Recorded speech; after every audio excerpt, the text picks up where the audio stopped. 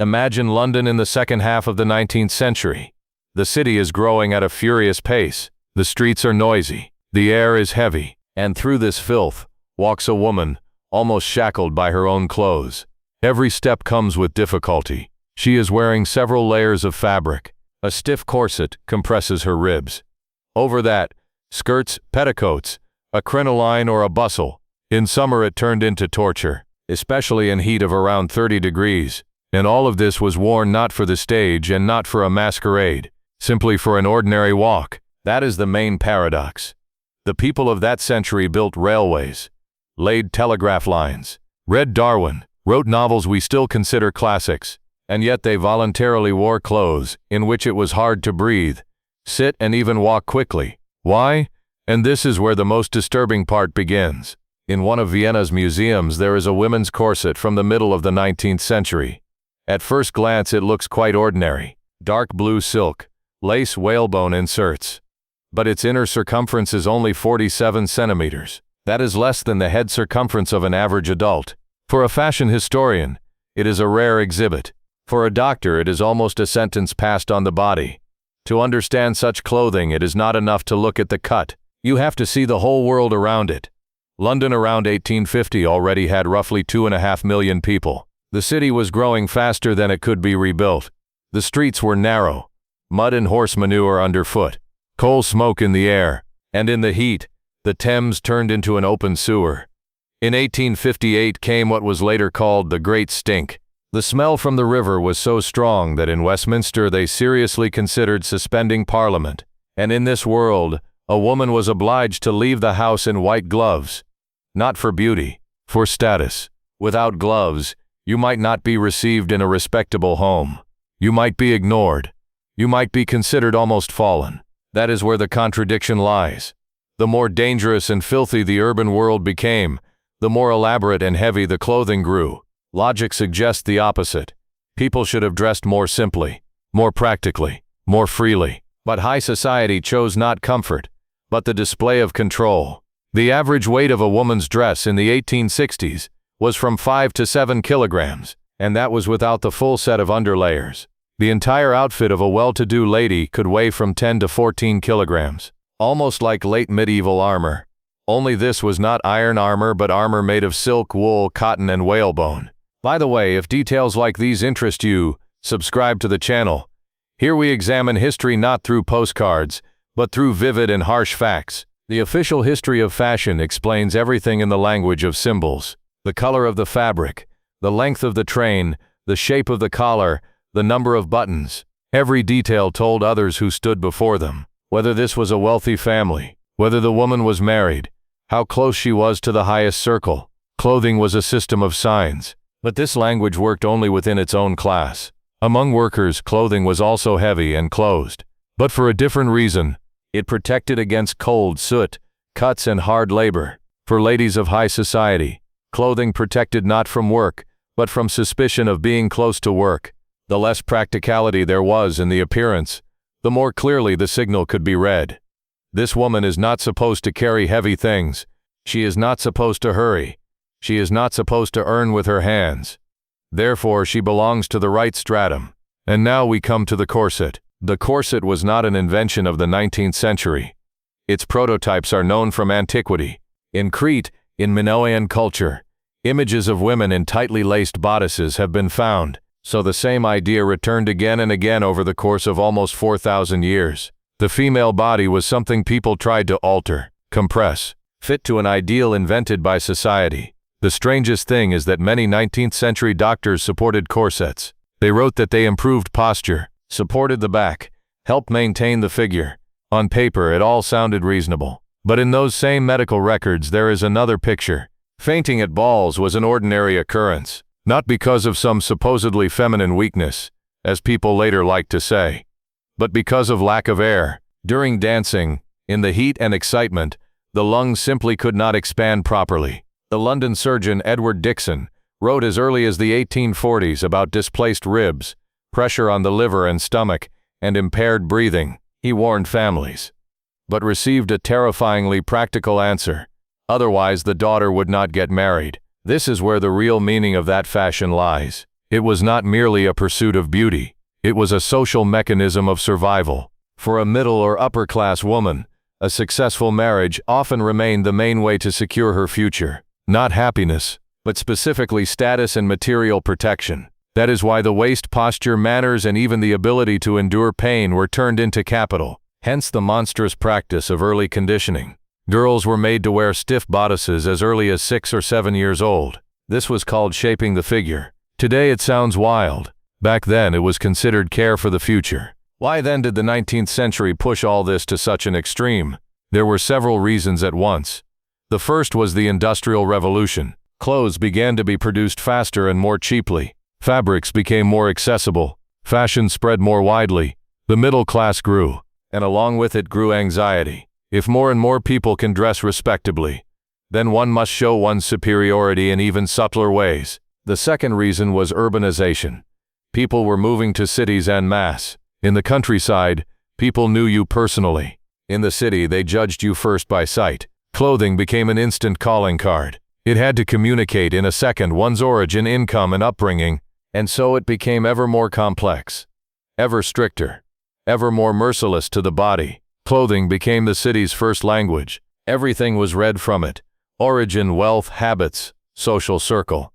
In a big city, you were not a stranger, often within a few seconds. And that is precisely why, in the 19th century, dress became not just fashion. Here it is important to see the broader background. The 19th century is often presented as an age of progress, but in reality it was also an age of losses. Crafts were being lost. Building techniques disappeared. Medical knowledge was forgotten. Old traditions were breaking apart, while new ones had not yet had time to take root. Many European cities were literally rebuilt over earlier layers. During earthworks, buried streets, old foundations, and paving levels were found that went deeper than engineers had expected. In Paris, during the major works of the middle of the century, such finds were also recorded, but the reports often remain vague. For the history of clothing, this is not direct evidence, but it is important context. The people of that time lived among the ruins of a former world, and did not always understand where their own habits had come from. It was precisely in such an atmosphere that rigid rules of appearance arose. They were accepted as reasonable and necessary, even though many of them harmed the body, even though no one could really explain the meaning of some of these rules anymore. By the way, if such details interest you, subscribe to the channel.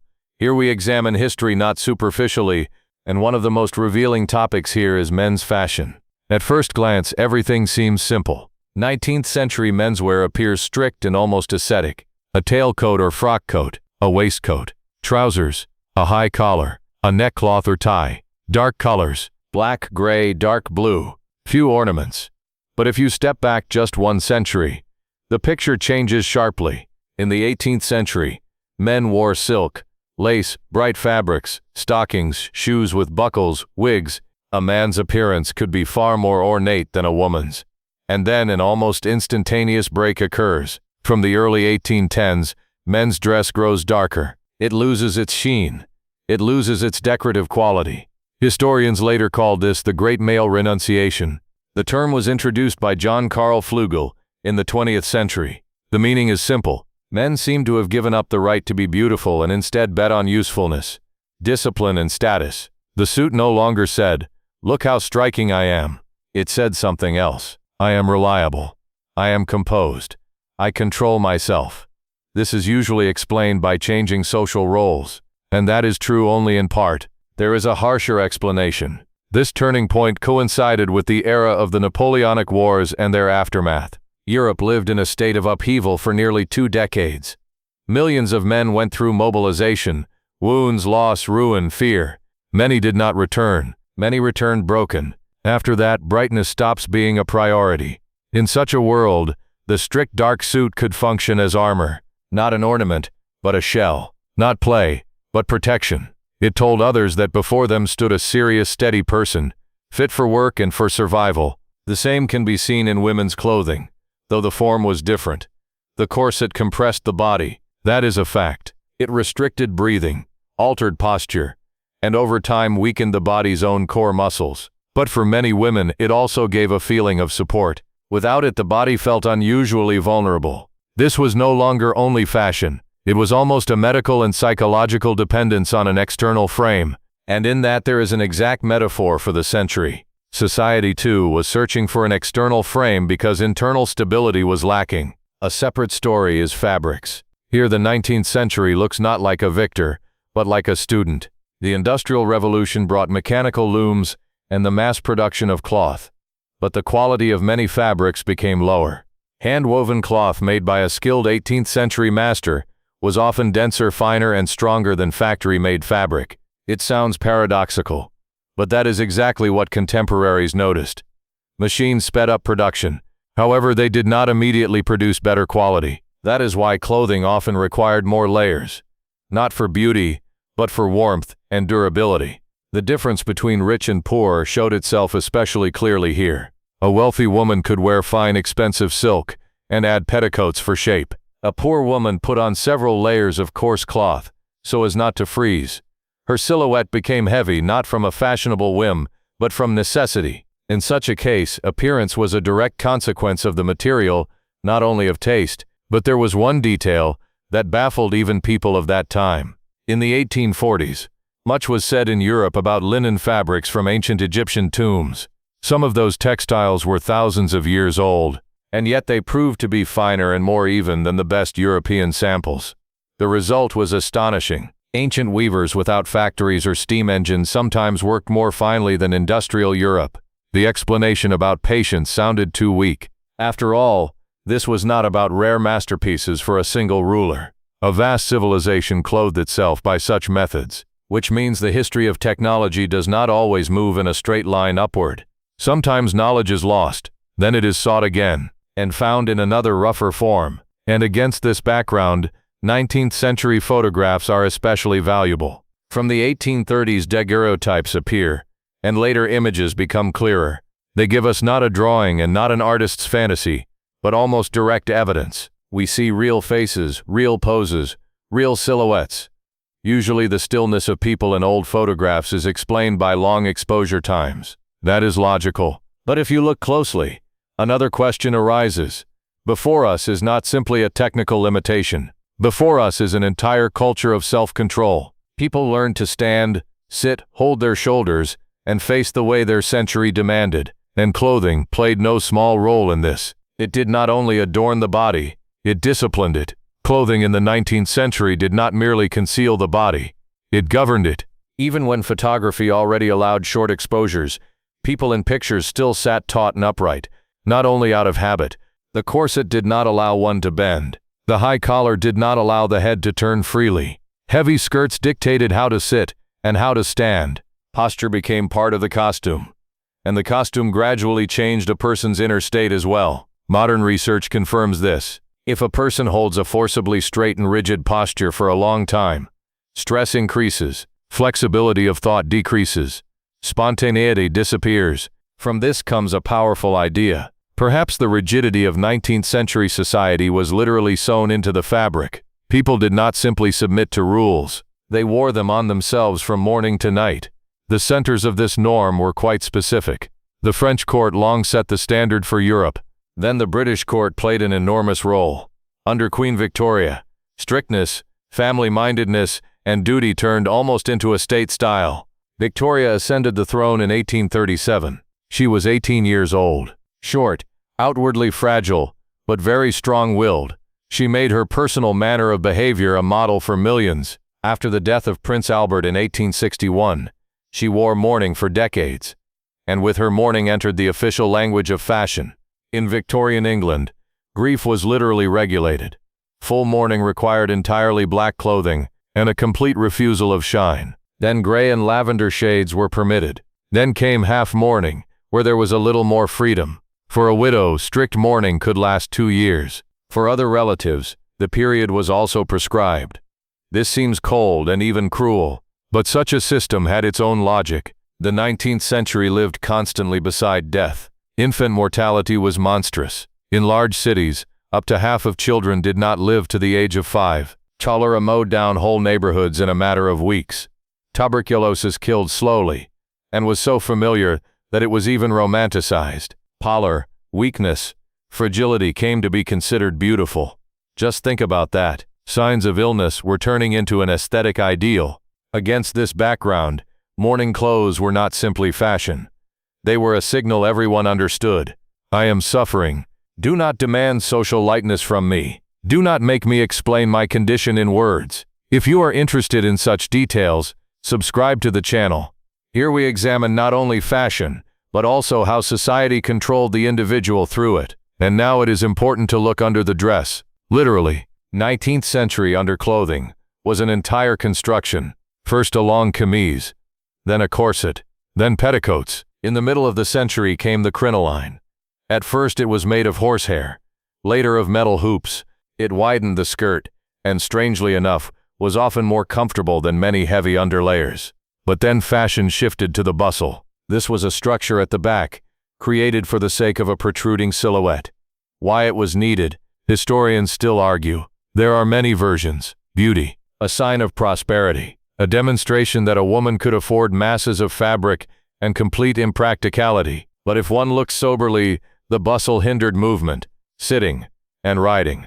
It made the figure deliberately artificial, and that was precisely the point. What was considered beautiful was not the natural, but what had been reworked by culture. The farther the body moved away from nature, the more civilized it seemed. This is connected with the spirit of the age. The 19th century believed in progress.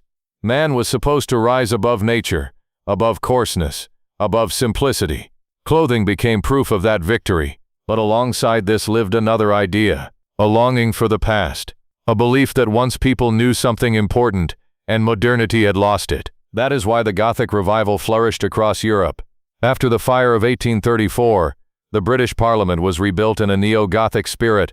In Cologne, construction of the cathedral, which had stood unfinished for centuries, was resumed in the 19th century. It was nostalgia translated into stone. Fashion reacted in the same way. Medieval lines appeared, Renaissance details, classical hints. The protest of the pre-Raphaelites was especially noticeable.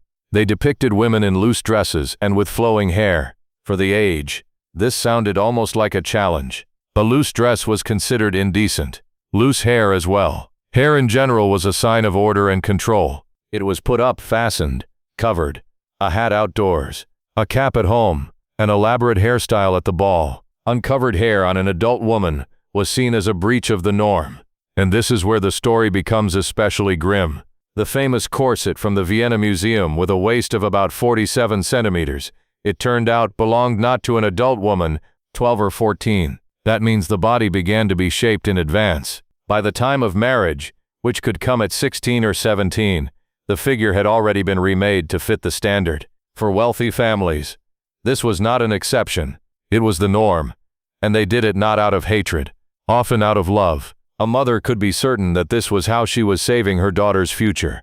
Without the right figure, there were fewer chances of a good marriage, fewer chances of a protected life. What is more, the girls themselves often strove for a thin waist, because beauty was capital, sometimes the only capital. A beautiful woman received attention, proposals, chances. One who did not fit the norm risked becoming invisible. This was not a whim. It was adaptation to a harsh system. Men's clothing was uncomfortable too. A high collar pressed on the neck, sleeves restricted movement, a waistcoat added heat. But the difference was one of scale. A man carried fewer restrictions on his body. He could take off his frock coat in a work setting. A woman in public space had almost no such freedom. Male discomfort was noticeable. Female discomfort was systemic. And this shows the main point. Control over the body was distributed unevenly. The less social power a person had, the heavier their costume was. For the working class, everything looked different. You could not work in a factory in a crinoline. You could not survive in a mine in a corset. So the everyday clothing of the poor was more functional. In a sense, their bodies were freer. But even among them, codes of propriety remained. To church, to a holiday, to the market, people tried to dress properly. A clean collar, a good ribbon, at least once a week. One had to confirm one's belonging to the respectable world. And here the final paradox arises. It was precisely in the 19th century that medicine made an enormous leap forward.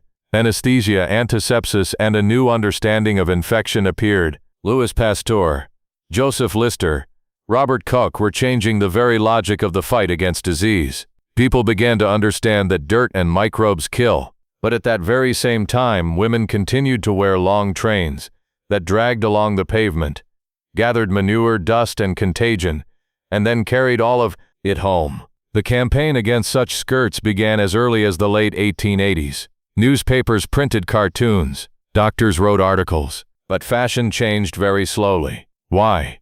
Because the medical argument lost to the social signal. A long train spoke of status more loudly than any talk of bacteria. That is the essence of the whole story. 19th century clothing was heavy, closed, and often harmful, not because people were foolish. It carried too much meaning. Every layer of fabric communicated something about class, about virtue, about mourning, about discipline, about the right to belong to civilized society. In a world where a person's position decided almost everything, clothing became a language of survival. And that is why the blue corset from the Vienna Museum is frightening, not only because of how narrow it is frightening because its owner may not have considered herself a victim. For her it may have been a pass into an intelligible world with clear rules. Harsh, painful, but clear. The chaos beyond those rules was more frightening than the corset itself. The most disturbing truth lies elsewhere. People often build such cages themselves. Then they get used to them. Then they call them normality, dignity, and even beauty. The 19th century is gone. Corsets have almost disappeared, but the logic itself remains. It has simply changed form. And perhaps the main question here is not why they dressed that way, but what exactly they were trying to protect when they wrapped themselves in layers of fabric and called it beauty.